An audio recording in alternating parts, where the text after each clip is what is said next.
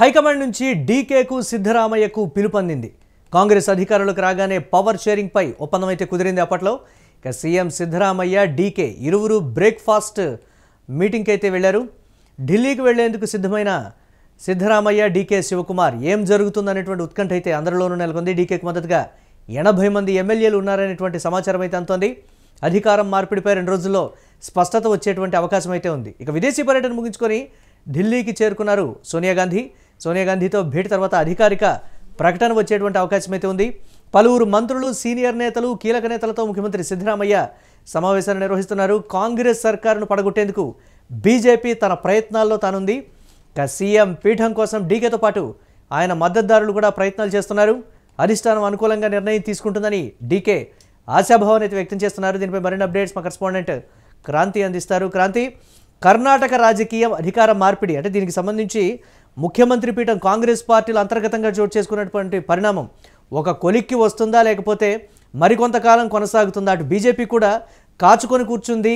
అధికారం ఏమైనా తమకేమైనా మళ్ళీ బదలాయించేటువంటి పరిస్థితి ఏమైనా ఉంటుందేమో దీనికి సంబంధించి అటు అసంతృప్త నేతలందరినీ కూడా లాగేసుకొని గవర్నమెంట్ని ఫామ్ చేయాలనేటువంటి ఆలోచనలు కూడా బీజేపీ కూడా కాచుకొని కూర్చుందనేటువంటి ఒక సమాచారం. ఏంటి, దీన్ని ఎలా చూడాలంటారు కర్ణాటక రాజకీయ పరిణామాల్ని? మురళి, కర్ణాటక రాజకీయ ఎపిసోడ్ క్షణానికి ఉత్కంఠ రేపుతోంది. నిన్న మొన్నటి వరకు కూడా కాంగ్రెస్ పార్టీలో మరీ ముఖ్యంగా డీకే శివకుమార్, పిసిసి ప్రెసిడెంట్ అయిన కర్ణాటక డిప్యూటీ సీఎం, ఆయనతో పాటు సీఎం సిద్ధరామయ్యతో అధికారం మార్పిడి, సీఎం పీఠం పైన ఎవరు కూర్చోవాలి అనేటువంటి ఒక టైం బాండ్ లైన్ అయితే నిన్నటితో చెరిగిపోయింది. అది ఇటు అధిష్టానం కూడా మీరిద్దరే తేల్చుకోవాలి అనేటువంటి ఒక క్లియర్ కట్ ఇండికేషన్ తో సిద్ధరామయ్య ఒక బ్రేక్ఫాస్ట్ మీటింగ్ అయితే ఏర్పాటు చేశారు. ఇందులో ఈ ఇద్దరి ముఖ్య నేతల మధ్య ఒక సయోధ్య, ఒక కొలిక్కి వచ్చినట్టుగా అయితే తెలియడం లేదు. అలాంటి పరిణామాలు కూడా ఇక్కడ గ్రౌండ్ లో కనిపించడం లేదు. అయితే సడన్ గా ఈ రోజు 80 మంది సుమారు కాంగ్రెస్ పార్టీకి సంబంధించినటువంటి కర్ణాటకలోని 80 మంది ఎమ్మెల్యేలు డీకే శివకుమార్ ఖచ్చితంగా సీఎం ను చేయాలనేటువంటి ఒక డిమాండ్ తోనైతే ఏకమయ్యారు. వాళ్ళంతా కూడా బెంగళూరు శివారులో ఉన్నటువంటి ఒక రిసార్ట్ లో, ఇది కూడా డీకే శివకుమార్ కు చెందినటువంటి ఒక రిసార్ట్ లో సమావేశం కావడం ప్రస్తుతం రాజకీయ వర్గాల్లో హాట్ టాపిక్ గా మారింది. ఎందుకంటే డీకే శివకుమార్ ను ఖచ్చితంగా ముఖ్యమంత్రి చేయకపోతే ప్రభుత్వాన్ని పడగొట్టే అంశాన్ని కూడా పరిశీలించాల్సి వస్తుందంటూ కొంతమంది ఎమ్మెల్యేలు అక్కడ చేసినటువంటి కామెంట్స్ తో కాంగ్రెస్ పార్టీలో, కర్ణాటకలోని కాంగ్రెస్ పార్టీలో అలజడి చెలరేగింది. ఈ ఎఫెక్ట్ ఢిల్లీకి కూడా పాకింది. ఖచ్చితంగా ఈ విషయం ఎప్పుడైతే 80 మంది ఎమ్మెల్యేలు సమావేశం కావడం, డీకే శివకుమార్ కు మద్దతు తెలపడం, ఈ వరుస పరిణామాలు జరుగుతున్న నేపథ్యంలోనే మేల్కొన్నటువంటి హైకమాండ్ దిద్దుబాటు చర్యలకు మొగ్గు చూపింది. ఈ నేపథ్యంలోనే ఇటు డిప్యూటీ సీఎం డీకే శివకుమార్ తో పాటు సీఎం సిద్ధరామయ్య వీళ్ళిద్దరినీ కూడా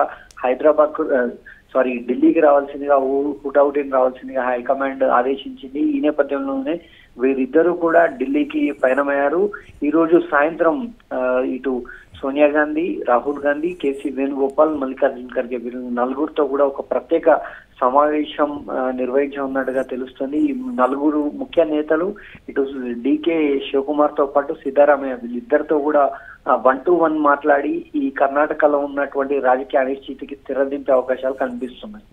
అంటే ఎలా చూడాలంటారు? అంటే అధిష్టానం కూడా దీనికి సంబంధించి మీరే తేల్చుకోవాలి అని చెప్తోంది అని అంటే, వారిద్దరూ ఒకవేళ సయోధ్యకు రాకపోతే చీలిక తప్పనిసరిగా ఉండేటువంటి అవకాశం ఉంటుందనేటువంటి మాట. ఆ దిశగా మనం ఆలోచించంటారా? అంటే ఇటు భారతీయ జనతా పార్టీ కూడా తన వంతు ప్రయత్నాల్లో తానుంది. ఎవరెవరికి దీనికి సంబంధించి ఎవరెవరిని మనం తీసుకోవాలనే దానికి సంబంధించి ఇప్పటికీ ఒక అవగాహన కూడా వచ్చినట్లుగా కూడా తెలుస్తోంది. ఈ పరిణామాన్ని ఎలా చూడాలంటారు?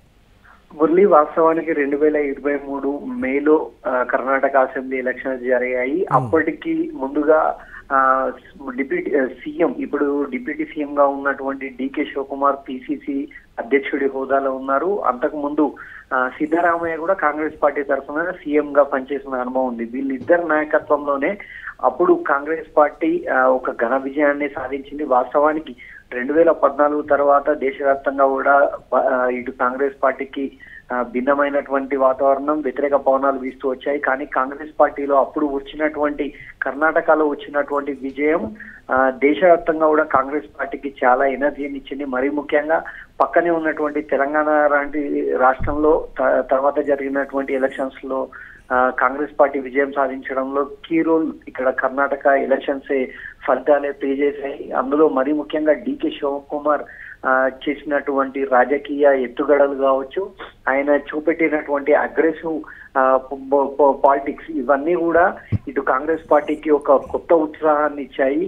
ఆ నేపథ్యంలోనే అప్పుడు సీఎం పీఠంపై ఎవరు కూర్చోవాలి అనేటువంటి ఒక అనిశ్చితి సేమ్ ఇప్పుడున్నటువంటి సిచ్యువేషన్ అప్పుడు కూడా ఎదురైంది. ఆ నేపథ్యంలోనే సుమారు వారం రోజుల పాటు కాంగ్రెస్ హైకమాండ్ ఇరు వర్గాలతో, ఇటు డికే శివకుమార్ తో సిద్ధరామయ్యతో, ఎందుకంటే వీళ్ళిద్దరూ కూడా వాస్తవానికి బలమైన నాయకులు.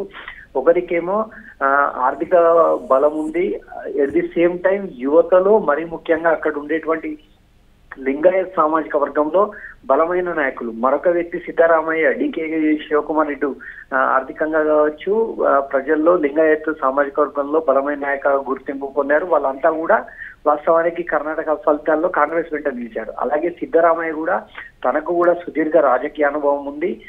ముఖ్యంగా ఓబీసీ, ఎస్సీ, ఎస్టీ ఇట్లాంటి సామాన్య సామాజిక వర్గాలను ఏకం చేసి వారినందరినీ కూడా కాంగ్రెస్ పార్టీ వైపు మళ్లించడంలో ఆయన కూడా ఒక కీ రోల్ ప్లే చేశారు. ఈ నేపథ్యంలోనే కాంగ్రెస్ పార్టీ మధ్యవర్తి ధోరణి అనుసరించింది. ఐదేళ్ల పాలనా కాలంలో 2.5 సంవత్సరాలు సీఎం గా ఉండాలనేటువంటి ఒక ఒప్పందాన్ని తీసుకొచ్చింది. ఈ ఒప్పందం మేరకే సిద్ధరామయ్య అప్పుడు సీఎం కావడం, ఆయన కేబినెట్ లోనే డిప్యూటీ సీఎం గా డికే శివకుమార్ ఉండడం, డికే శివకుమార్ ఇక్కడ డిప్యూటీ సీఎం పదవి కల్పించడంతో పాటుగా పిసిసి, కర్ణాటక పిసిసి బాధ్యతలు కూడా ఇప్పటికీ కూడా ఆయన వద్దే ఉన్నాయి. కానీ ఎప్పుడైతే ఈ 2.5 సంవత్సరాల కాలం అనేటువంటిది సిద్ధరామయ్య పీరియడ్ అయిపోయిందో, ఖచ్చితంగా ఇక్కడ వాస్తవానికి హైకమాండ్ కావచ్చు, సిద్ధరామయ్య కావచ్చు, వీళ్ళు డికే శివకుమార్ కు ఇచ్చినటువంటి మాటను నిలుపుకోవాల్సిన తరుణం అయితే వచ్చింది అనేటువంటి అభిప్రాయం కర్ణాటకలోని కాంగ్రెస్ ఎమ్మెల్యేలతో పాటుగా సామాన్య జనంలో కూడా వినిపిస్తుంది. ఖచ్చితంగా కాంగ్రెస్ పార్టీ ఈ విషయాన్ని కరెక్ట్ వేలో ట్యాకిల్ చేయకపోతే భవిష్యత్తులో ఇప్పుడు నెక్స్ట్ ఉన్న ఎలక్షన్స్ కర్ణాటక పరిణామాల నేపథ్యంలోనే దానికి అనుకునే ఉన్నటువంటి తమిళనాడు, కేరళ రాజకీయాల్లో కూడా కాంగ్రెస్ పార్టీ భవిష్యత్తు పైన, ప్రజల్లో కాంగ్రెస్ పార్టీ పైన ఒక భిన్నమైనటువంటి అభిప్రాయాలు వ్యక్తం కాకుండా ఉండాలంటే ఏదో ఒక నిర్ణయాన్ని ఖచ్చితంగా కాంగ్రెస్ పార్టీ తీసుకోవాలి అనేటువంటి అభిప్రాయం అయితే మెజార్టీ కాంగ్రెస్ పార్టీ కార్యకర్తలు వ్యక్తం అవుతుంది. అయితే ఇక్కడ కర్ణాటకలో రాజకీయ అనిశ్చితిని తమ వైపుకు తిప్పుకోవాలనేటువంటి ఒక ఉద్దేశంతో కూడా భారతీయ జనతా పార్టీ పావులు కలుపుతుంది. ఎప్పుడైతే డికే శివకుమార్ కు అనుకూలంగా 80 మంది ఎమ్మెల్యేలు బెంగళూరు రిసార్ట్ లో క్యాంప్ రాజకీయం మొదలు పెట్టారో, ఇదే పరిస్థితిని అంచనా వేస్తున్నటువంటి ఇటు బీజేపీకి సంబంధించినటువంటి ముఖ్య నాయకులు ప్రహ్లాద్ జోషి లాంటి నాయకులు, కేంద్ర మంత్రి ప్రహ్లాద్ జోషి లాంటి వాళ్ళు కావచ్చు, ఎక్స్ సీఎం బసవరాజ్ బొమ్మాయి లాంటి నాయకులు, యడ్యూరప్ప లాంటి నేతలంతా కూడా ప్రత్యేకంగా ఒక సమావేశాన్ని నిర్వహించుకున్నారు బెంగళూరులోనే. ఎలాంటి పరిణామాలు వచ్చినప్పటికీ, కాంగ్రెస్ పార్టీలో ఎలాంటి పరిణామాలు వచ్చినప్పటికీ వాటిని తమకు అనుకూలంగా ఎలా మలుచుకోవాలనేటువంటి వ్యూహరచనలో వారంతా నిమగ్నమైంది. Right, thanks for updates Kranti. అధిష్టానం అనుకూలంగా నిర్ణయం తీసుకుంటుందని అయితే డీకే ఆశాభావం వ్యక్తం చేస్తున్నప్పటికీ కూడా పరిణామాలు ఎప్పుడు ఎలా మారతాయనేటువంటి ఉత్కంఠ అయితే నెలకొంది. కర్ణాటక రాజకీయాల్లో ముఖ్యమంత్రి మార్పుకు సంబంధించి అయితే కాంగ్రెస్ పార్టీలో ఒకంత దోబూచులాటైతే కొనసాగుతున్నటువంటి పరిస్థితి ఉంది. కానీ అధిష్టానం మాత్రం మీరే చూసుకోండి, మీరే మాట్లాడి తేల్చుకోండి అనేటువంటి రీతిలో ఉంది అనంటే ఏం జరగబోతోంది అనేటువంటి ఒక ఉత్కంఠ 2 రోజుల్లో మాత్రం దీనికి సంబంధించి ఒక స్పష్టత వచ్చేటువంటి అవకాశం అయితే ఉంది.